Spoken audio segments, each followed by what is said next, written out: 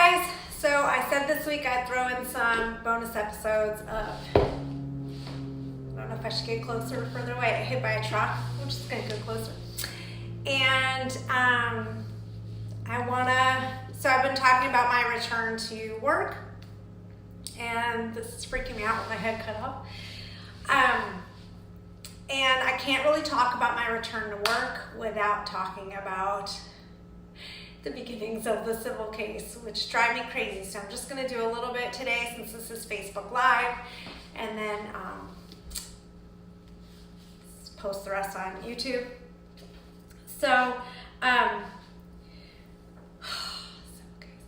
so as I said in some previous episodes, because of my ex-husband and his run at the money, so to speak, our civil case got hugely speeded up. And what happened was it combined, my lawyer ended up representing myself, basically myself, my car insurance company, my health insurance company, the other car involved in the crash, and all against the trucking company's insurance company and Marco. So it's a big hot mess. So what happened was when we were hit from behind, pushed into oncoming traffic, or a car spun. We were hit again from behind by a second car, not her fault, obviously. She did try to brake. She hit us at a much lower speed than the 71 miles per hour the truck was going. I'm going to say alleged 71 miles per hour because we were not able to prove that in court, but I know it's fact because I know it's fact. Anyway, so when she hit us, she was braking real hard. She, I think, broke her ankle and then sprained her arm, or maybe broke her wrist, I'm not sure. And she had just had a new baby. She had 2 kids. She's a respiratory therapist, and her husband also works in that field, I believe. They have 2 little kids, and they were, she had just gotten a new job, which due to the crash, she ended up losing that new job.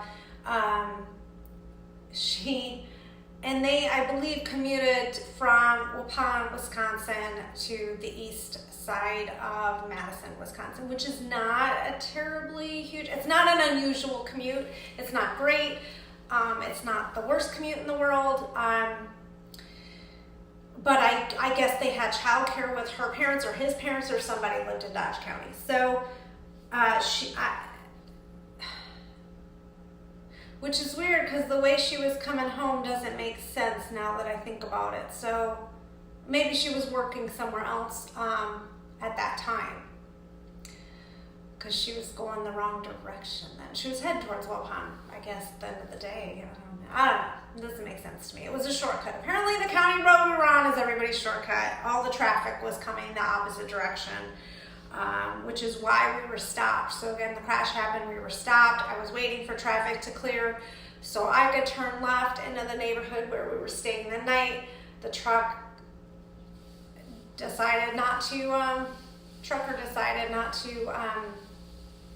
I don't know, look at the road at all, brake, travel the speed limit, stay the appropriate distance from me, all of those things. So the civil case was like this big hot mess. Now, I knew going into the depositions that the trucking company had $1 million policy. And once again, I say, remind you that everybody had their hands out for the money.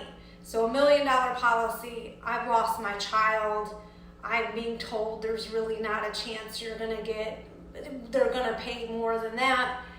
Again, that doesn't all go to me. So again, a third goes to the lawyer. You've got the other family involved. You've got the car insurance company and health insurance company, frickin' jerk Marco, and, yeah. So at some point, it was clear to see that the trucking company, insurance company said, like, pretty much, yeah, we're at fault. Without saying that. So, and I now know more. They left the driver out to hang, which he well should have. And they cut ties with him, which they well should have. But there were a lot of things that the trucking company, you know what, this is morphing. It's Facebook Live. This is what I'm going to talk about instead of what I was going to talk about. So I have to eventually face this, and I haven't done it yet. The driver did all of those things. He was, again, he had not a great driving record, should not have had a commercial driving license. He had 5 or 6 OWIs in Wisconsin that's operating while intoxicated. He had gone to jail before. He had done some kind of program. I don't know if it was a drug program, work release program.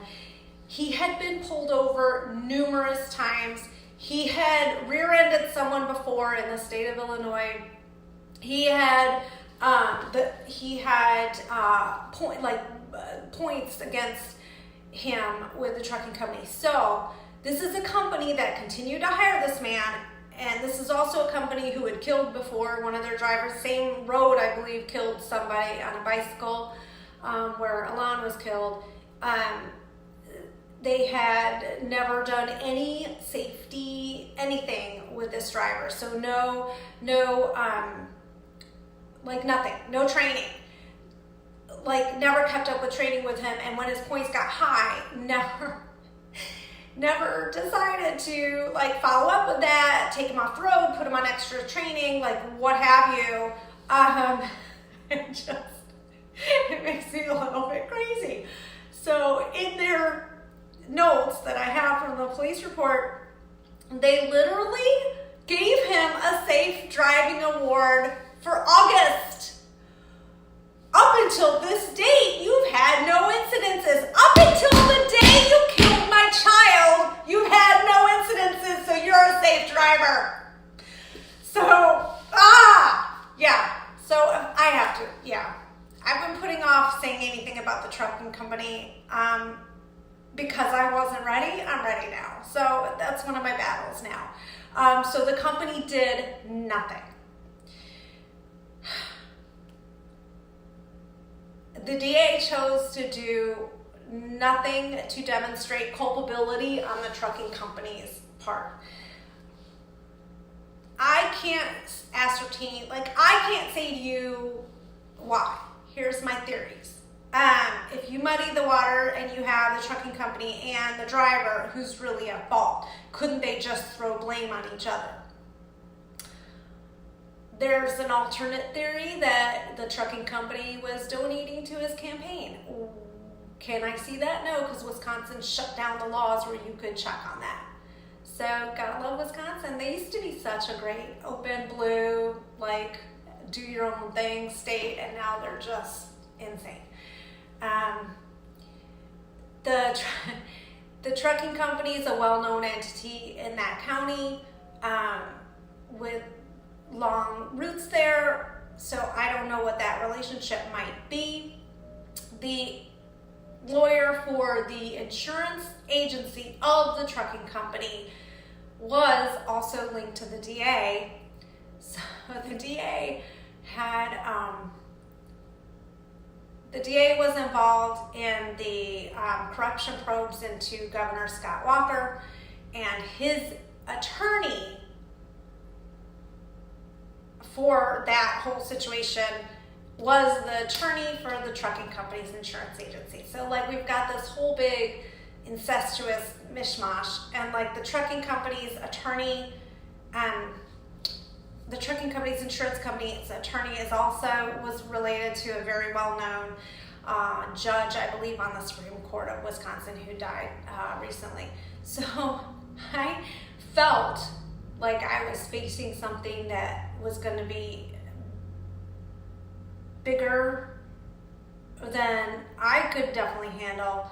My lawyer was from one of the largest, firms in the state, and you know, well known in Madison especially, but it was hard for me. I just sort of had this feeling like we're going in this county, we're the outsiders, we're the outsiders, we're the outsiders. That was really well apparent every time we went to meet with the DA. So I went completely off topic. I'm going to leave this as is because my rants about the DA are going to come later. My rants about the trucking company are going to come later. More rants about the trucking company. This is the beauty of Facebook Live. I just went completely on a tangent. So I want to, I guess, bring this back to what I've been saying, what you've seen me say pretty much from July through now. You know, you guys who know me know that I absolutely believe in the Black Lives Matter protest, and there's a huge organization. There's a huge reason for that. If you read your history, you'll know why that's important. That does not mean I'm anti-cop or I'm anti-police. There are bad apples in every profession. That I could not be where I am today without the crash team from the Dodge County Sheriff's Office. There's just no ifs, ands, or buts about it. So that's gonna be my little love letter to them today. Dealing with the DA, dealing with the information out there. The civil case was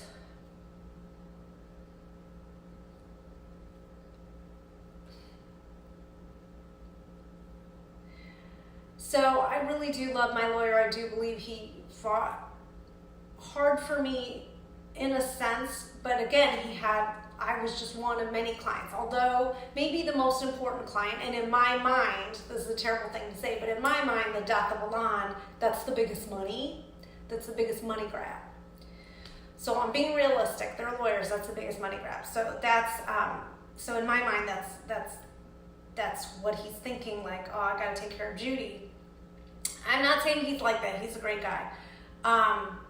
But the lead investigator on the case would say to me from time to time,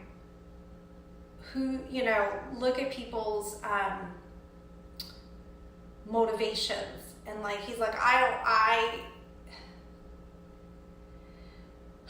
the end of the day, they're going to investigate because that's their job and that's the right thing to do. They have no say, they have no investment in the outcome, right? The facts are the facts, the truth is the truth. So like, I wish we could see more of that those ethics, those morals in other people, in other professions, in our lawmakers. And that's one of the reasons that I fought so hard for that and during that election, because politics just doesn't involve in law enforcement. And as I start unfolding all this, when I'm less angry, you'll see that just the incestuousness of the DA and the attorney and and is there money coming in your campaign, and the sheriff is a political figure as well. Like, all of that can muddy the waters of where the truth is, and you see that oftentimes with judges who are appointed rather than elected. So yeah, I went off on a tangent, and now I'm like, not ready. So thanks for watching. Sorry this went a little sideways, but thanks for listening. Getting all up and close in your face. Bye.